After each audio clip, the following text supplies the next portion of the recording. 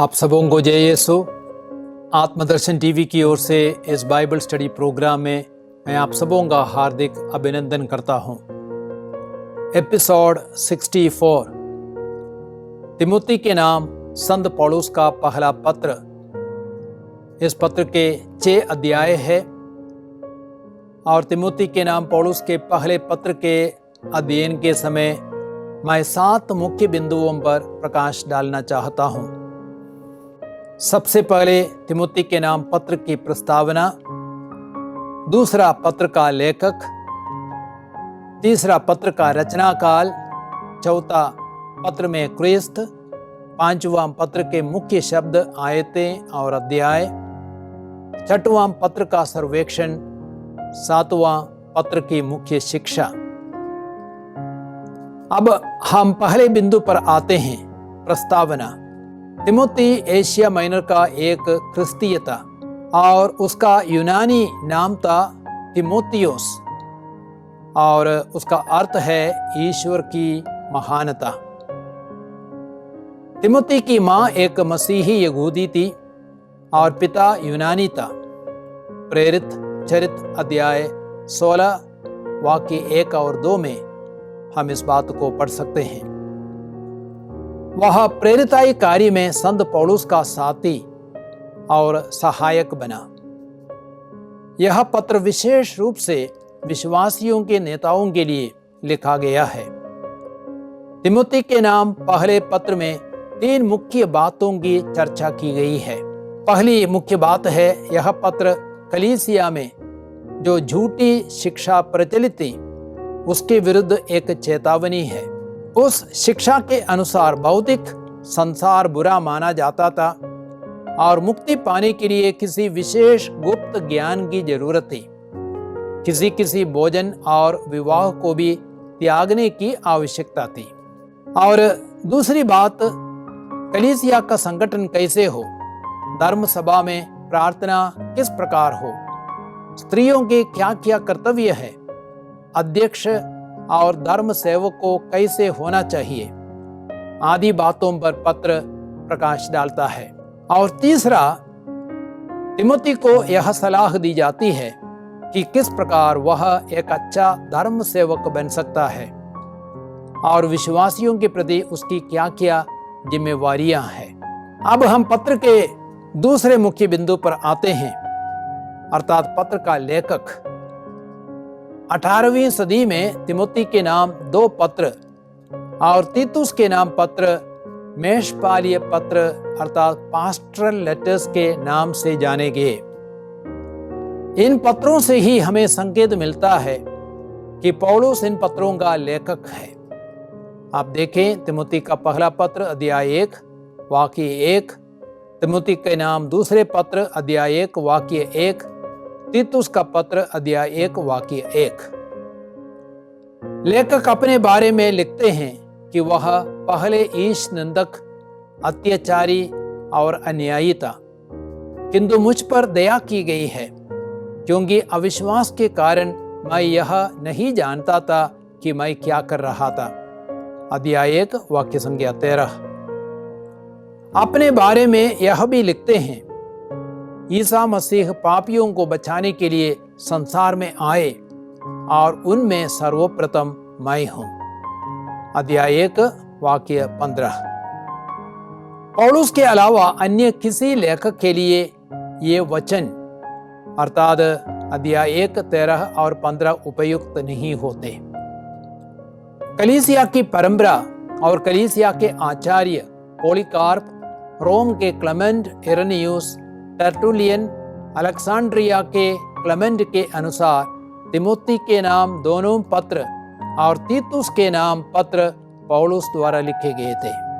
फिर भी विद्वानों के अनुसार इन पत्रों की शब्दावली, व्याकरण, प्रयोग एवं भाषा शैली पौलुस के मौलिक पत्रों से भिन्न है। इसलिए उनका कहना है कि ये पत्र पौलुस ने किसी सचिव द्वारा लिखवाए थे। कुछ अन्य विद्वान कहते हैं कि ये पत्र किसी संकलनकर्ता द्वारा तैयार किए गए थे, लेकिन इससे पत्र का महत्व नहीं घटता है। अब हम तीसरे मुख्य बिंदु पर आते हैं, पत्र का रचना काल। जो विद्वान सोचते हैं कि ये पत्र पौलुस ने लिखे, उनका मानना है कि पौलुस के रोमन कैद खाने से मुक्ति के बाद तथा प्राण दंड दिए जाने के बीच की अवधि में ही इनकी रचना हुई। आप देखें प्रेरित चरित्र अध्याय 28 वाक्य 16।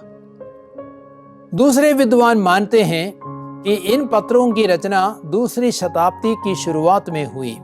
अब हम चौथे मुख्य बिंदु पर आते हैं, पत्र में क्रिस्त ईश्वर तथा मनुष्यों के बीच केवल एक ही मध्यस्थ है।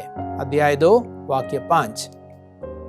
मसीह मनुष्य के रूप में प्रकट हुए, आत्मा के द्वारा सत्य प्रमाणित हुए, स्वर्गदूतों को दिखाई पड़े, गैर यहूदियों में प्रचारित हुए, संसार भर में उन पर विश्वास किया गया और वह महिमा में आरोहित कर लिए गए हैं। अध्याय 3 वाक्य 16। वह आत्मिक शक्ति, विश्वास और प्रेम का स्रोत है। अध्याय 1 वाक्य 12 और 14। वह स्वयं मनुष्य है और जिन्होंने सबों के उद्धार के लिए अपने को अर्पित किया। अध्याय 2 वाक्य 6। वह सब मनुष्यों का और विशेष रूप से विश्वासियों का मुक्तिदाता है। अध्याय 4 वाक्य 10। अब हम पांचवें मुख्य बिंदु पर आते हैं, पत्र के मुख्य शब्द, आयतें और अध्याय। मुख्य शब्द है कलीसिया के अगुवों के लिए निर्देश। इस पत्र का मुख्य विषय है ईश्वर का विश्वस्त सेवक तिमोथी द्वारा एशिया माइनर की कलीसियाओं का संगठन और उनका निरीक्षण। पौलुस यह पत्र तिमोथी को इसलिए लिखते हैं ताकि मकदूनिया में उनकी अनुपस्थिति के समय तिमोथी को एक अगुवे के रूप में अपने कामों में सही मार्गदर्शन मिले। अध्याय 3 वाक्य 14 और 15। पौलुस अपने सहायक तिमोथी को प्रोत्साहित करते हैं और सलाह देते हैं कि वह दूसरों के लिए अच्छा आदर्श प्रस्तुत करे, अपने ईश्वरीय वरदानों का सही उपयोग करे, विश्वास के लिए निरंतर संघर्ष करते रहे। अध्याय 6 वाक्य 12, अध्याय 1 वाक्य 18, अध्याय 4 12 से 16 तक, अध्याय 6 वाक्य 20। तिमोथी का व्यक्तिगत और सार्वजनिक जीवन अनिंद्य हो। वह झूठी शिक्षा का खंडन करे, कलीसिया का अच्छा संगठन करे, अनुशासन को बनाए रखे, धर्म ग्रंथ की घोषणा करे, गरीबी अमीरी और अलग अलग दलों की समस्याओं का सामना करे। उसे गलत शिक्षाओं का खंडन करना है। अध्याय 1 वाक्य 7 से 11, अध्याय 6 वाक्य 3 और 5। और सत्य को सिखाना है। अध्याय 4 13 से 16, अध्याय 6 वाक्य 2 17 18। पत्र का मुख्य पद है अध्याय 3 15 से 16 और अध्याय 6 11 से 12। अध्याय 3 15 16 में लिखा गया है, किंतु यह पत्र इसलिए लिख रहा हूं कि मेरे आने में देर हो जाए तो तुम यह जान जाओ कि ईश्वर के घर में लोगों का आचरण कैसे होना चाहिए। ईश्वर का घर जीवंत ईश्वर की कलीसिया है जो सत्य का स्तंभ और मूल आधार है। धर्म का यह रहस्य निसंदेह महान है। मसीह मनुष्यों के रूप में प्रकट हुए, आत्मा के द्वारा सत्य प्रमाणित हुए, स्वर्गदूतों को दिखाई पड़े, गैर यहूदियों में प्रचारित हुए, संसार भर में उन पर विश्वास किया गया और वह महिमा में आरोहित कर लिए गए। और दूसरा मुख्य पद है अध्याय 6 वाक्य संख्या 11 और 12। ईश्वर का सेवक होने के नाते तुम इन सब बातों से अलग रहकर धार्मिकता, भक्ति, विश्वास, प्रेम, धैर्य तथा विनम्रता की साधना करो। विश्वास के लिए निरंतर संघर्ष करते रहो और उस आनंद जीवन पर अधिकार प्राप्त करो जिसके लिए तुम बुलाए गए हो और जिसके विषय में तुमने बहुत से लोगों के सामने अपने विश्वास का उत्तम साक्ष्य दिया। मुख्य अध्याय है अध्याय 3। इस अध्याय में यह बताया गया है कि ईश्वर की कलीसिया के अगुवों अर्थात अध्यक्ष और धर्म सेवकों की क्या योग्यता होनी चाहिए। पौलुस यह दर्शाता है कि सच्ची अगुवाई ईश्वर के साथ मित्रता पर निर्भर है और न कि अपनी योग्यता और सांसारिक उपलब्धियों पर। अब हम छठे मुख्य बिंदु पर आते हैं, पत्र का सर्वेक्षण। पौलुस इस पत्र में तिमोथी को कई कार्यभार और उत्तरदायित्व सौंपते हैं। पहला, पौलुस इस पत्र में तिमोथी को धर्म सिद्धांत या सही शिक्षा का निर्देश देते हैं। अध्याय 1 में इस बात को हम देखते हैं। पौलुस तिमोथी को मूसा संहिता से संबंधित गलत शिक्षा के बारे में चेतावनी देते हैं। अध्याय 1 वाक्य 3 से 11। वह क्रिस्त के द्वारा अपने संपूर्ण मन परिवर्तन और प्रेरित बनने के बुलावे का साक्ष्य देते हैं। अध्याय 1 12 से 17। तिमोथी को भी ईश्वरीय बुलावा मिला है और पौलुस उसे आदेश देते हैं कि वह अपने बुलावे को पूरा करे और सही शिक्षा देते रहे।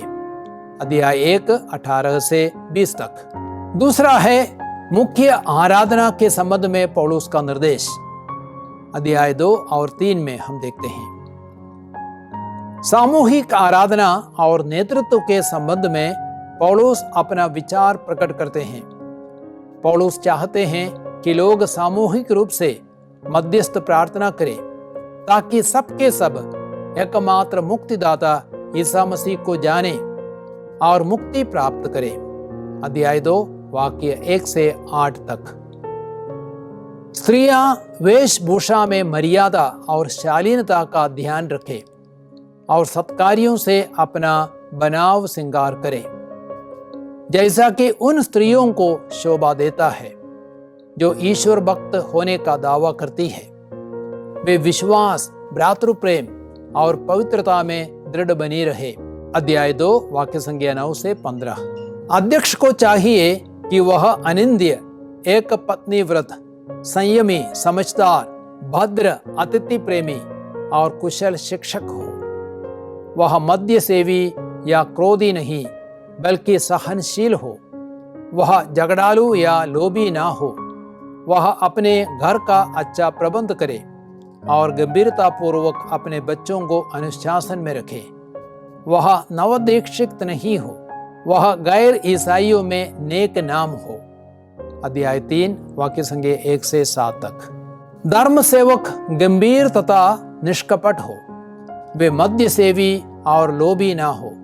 वे विश्वास के प्रति ईमानदार रहे। वे अनिंद्य प्रमाणित हो जाने के बाद ही वे धर्म सेवकों का कार्य करें। वे एक पत्नी व्रत हो और अपने बच्चों और घर का अच्छा प्रबंध करने वाले हो। अध्याय 3 वाक्य संख्या 8 से 13 तक। और तीसरा भाग है झूठे शिक्षकों के बारे में पौलुस का निर्देश। अध्याय 4। पौलुस कहते हैं कि अंतिम समय में कुछ लोग विश्वास अस्वीकार करेंगे क्योंकि वे बहकाने वाले आत्माओं पर और अपतों की शिक्षा पर ध्यान देंगे। वे कपटी लोगों के पाखंड द्वारा भटकाए जाएंगे। वे विवाह का निषेध करेंगे। लेकिन पौलुस तिमोथी से कहते हैं कि वह ये सब बातें भाइयों को समझाए ताकि वह ईसा मसीह का उत्तम सेवक बना रहे और विश्वास के सिद्धांतों से एवं उस प्रामाणिक शिक्षा से बल ग्रहण करता रहे। पौलुस यह भी सुझाव देते हैं कि तिमोथी उस कृपादान की उपेक्षा ना करे जो उसमें विद्यमान है। अध्याय 4 वाक्य संख्या 1 से 16 तक। चौथा भाग कलीसिया में अनुशासन के बारे में निर्देश। अध्याय 5 में इन बातों को हम पढ़ेंगे। पौलुस यह सलाह देते हैं कि कलीसिया के सभी सदस्यों को अपना परिवार जैसा देखें और व्यवहार करें। बड़े बूढ़े को कभी नहीं डांटे बल्कि उससे इस प्रकार अनुरोध करे मानो वह उसका पिता हो। युवकों को भाई, वृद्धाओं को माता और युवतियों को बहन समझकर उनके साथ शुद्ध मन से व्यवहार करे। विधवाओं का सम्मान और सहायता करे। जो सचमुच विधवा है। वे ईश्वर पर भरोसा रखकर दिन रात प्रार्थना तथा उपासना में लगी रहें। लेकिन कम उम्र की विधवाएं विवाह करें, माता बने, अपने घर का प्रबंध करें। अध्याय 5 वाक्य संज्ञा 1 से 25 तक। और 5वां भाग है चरवाहे के कर्तव्यों के बारे में निर्देश। अध्याय 6 में इन बातों को हम देखेंगे। कुछ लोग समझते हैं कि भक्ति से लाभ मिलना चाहिए। पौलुस कहते हैं कि भक्ति से अवश्य बड़ा लाभ होता है, किंतु केवल उसी को जो अपनी धन संपत्ति से संतुष्ट रहता है। यदि हमारे पास भोजन वस्त्र है तो हमें इससे संतुष्ट रहना चाहिए, क्योंकि धन का लालच सभी बुराइयों की जड़ है। इसी लालच में पड़कर कई लोग विश्वास के मार्ग से भटक गए और उन्होंने बहुत सी यंत्रणाएं झेली। पौलुस तिमोथी को समझाते हुए कहते हैं कि वह ईश्वर का सेवक होने के नाते इन सब बातों से अलग रहकर धार्मिकता, भक्ति, विश्वास, प्रेम, धैर्य तथा विनम्रता की साधना करे। अध्याय 6 वाक्य संज्ञा 5 से 11 तक। अब हम पत्र के 7वें मुख्य बिंदु पर आते हैं, तिमोथी के नाम पत्र की मुख्य शिक्षा। एफेसुस की कलीसिया में झूठे प्रचारक थे जो गलत शिक्षा देते थे। पौलुस ने तिमोथी को यह पत्र लिखा ताकि वह जाने कि ईश्वर के घर में लोगों का आचरण कैसा होना चाहिए। ईश्वर का घर जीवंत ईश्वर की कलीसिया है जो सत्य का स्तंभ और मूल आधार है। अध्याय 3 वाक्य 15। पत्र हमें 4 मुख्य शिक्षाएं प्रदान करता है। पहली शिक्षा है कलीसिया के पास सही शिक्षा या संदेश है जिसकी रक्षा करनी चाहिए। अध्याय 1 वाक्य 20। कलीसिया के पास सही शिक्षा है जो सुसमाचार के अनुरूप है। यह सुसमाचार परम धन्य ईश्वर की महिमा प्रकट करता है और पौलुस को सौंपा गया है। अध्याय 1 वाक्य 11। लेकिन कलीसिया में कई ऐसे लोग थे जो हितकारी शिक्षा का विरोध करते थे। इसलिए पहले अध्याय में पौलुस तिमोथी से कहते हैं कि वह कलीसिया की शिक्षा की रक्षा करे। अध्याय 1 वाक्य 10, अध्याय 4 6, 13, 16, अध्याय 5, 17, अध्याय 6, 1, 3 से 4 तक। पौलुस तिमोथी को आदेश देते हैं कि कलीसिया में गलत शिक्षा का प्रवेश ना हो। अध्याय 1, 3 से 11 तक। दूसरी मुख्य शिक्षा है कलीसिया के सदस्य है जिनको मार्गदर्शन की आवश्यकता है। सामूहिक आराधना और नेतृत्व के संबंध में पौलुस अपना विचार प्रकट करते हैं। वह निर्देश देते हैं कि पुरुष सामूहिक रूप से मध्यस्थ प्रार्थना करें ताकि सबके सब एकमात्र मुक्तिदाता ईसा मसीह को जाने और मुक्ति प्राप्त करें। अध्याय 2 वाक्य 1 से 8 तक। स्त्रियां वेशभूषा में मर्यादा और शालीनता का ध्यान रखें और सत्कारियों से अपना बनाव श्रृंगार करें, जैसा कि उन स्त्रियों को शोभा देता है। वे ईश्वर भक्त होने का दावा करती है। वे विश्वास, भ्रातृप्रेम और पवित्रता में दृढ़ बनी रहे। अध्याय 2 वाक्य 9 से 15 तक। अध्यक्ष को चाहिए कि वह अनिंद्य, एक पत्नी व्रत, संयमी, समझदार, भद्र, अतिथि प्रेमी और कुशल शिक्षक हो। वह मद्य सेवी या क्रोधी नहीं बल्कि सहनशील हो। वह झगड़ालू या लोभी ना हो। वह अपने घर का अच्छा प्रबंध करे और गंभीरता पूर्वक अपने बच्चों को अनुशासन में रखे। अध्याय 3 वाक्य 1 से 7 तक। धर्म सेवक गंभीर तथा निष्कपट हो। वे मद्य सेवी और लोभी ना हो। वे विश्वास के प्रति ईमानदार रहे। वे अनन्य प्रमाणित हो जाने के बाद ही वे धर्म सेवकों का कार्य करें। वे एक पत्नी व्रत हो और अपने बच्चों और घर का अच्छा प्रबंध करने वाले हो। अध्याय 3 वाक्य 8 से 13 तक। तीसरी मुख्य शिक्षा है कलीसिया के अध्यक्ष के विशेष कर्तव्य है। अध्यक्ष का कर्तव्य बनता है कि जो लोग गलत शिक्षा के शिकार बने हैं उन्हें समझाए ताकि वह ईसा मसीह का उत्तम सेवक बना रहे और विश्वास के सिद्धांतों से एवं उस प्रामाणिक शिक्षा से बल ग्रहण करते रहे। वह लोगों को आदेश और शिक्षा दिया करे, वचन, कर्म, प्रेम, विश्वास और शुद्धता में विश्वासियों के आदर्श बने। धर्म ग्रंथ का पाठ करने और प्रवचन तथा शिक्षा देने में लगे रहें। पौलुस यह भी सुझाव देते हैं कि तिमुथी उस कृपा दान की उपेक्षा न करे जो उसमें विद्यमान है। अध्याय 4 वाक्य संख्या 1 से 16। और चौथी मुख्य शिक्षा है कलीसिया के सभी सदस्यों को अपना परिवार जैसे समझे। बड़े बूढ़े को कभी नहीं डांटे, बल्कि उससे इस प्रकार अनुरोध करे मानो वह उसका पिता हो।